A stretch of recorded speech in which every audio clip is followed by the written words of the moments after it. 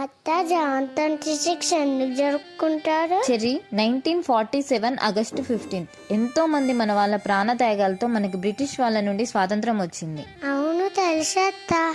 స్వాతంత్రం వచ్చిన తర్వాత మనం ఎలా బ్రతకాలి, మనకి ఏం కావాలి, మనల్ని ఎవరు పరిపాలించాలి, మనల్ని పాలించే వాళ్ళు ఎలా ఉండాలి అని మన దేశ పెద్దలు ఒక బుక్ రూపొందించారు. ఈ బుక్ ని డాక్టర్ బిఆర్ అంబేద్కర్ గారు రచించారు.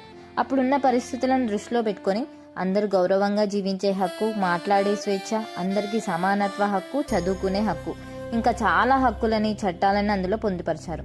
ప్రభుత్వానికి కూడా కొన్ని నియమ నిబంధనలు చెప్తుంది.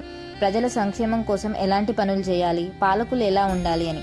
ఈ రాజ్యాంగంలో సవరణలు జరుగుతూనే ఉన్నాయి. 1950 జాన్ 26 రోజున గణతంత్ర దినోత్సవంగా ఈ రాజ్యాంగాన్ని అమలులోకి తీసుకొచ్చారు. మన స్వాతంత్ర సమర యోధులు మన కోసం ఎన్నో ప్రాణత్యాగాలు చేసి దేశభక్తితో మనకి లైఫ్ ఇచ్చారు. మనకు తప్పు అనిపిస్తే ఎవ్వరికీ భయపడకుండా మన దేశ ప్రజల కోసం పోరాడాలి.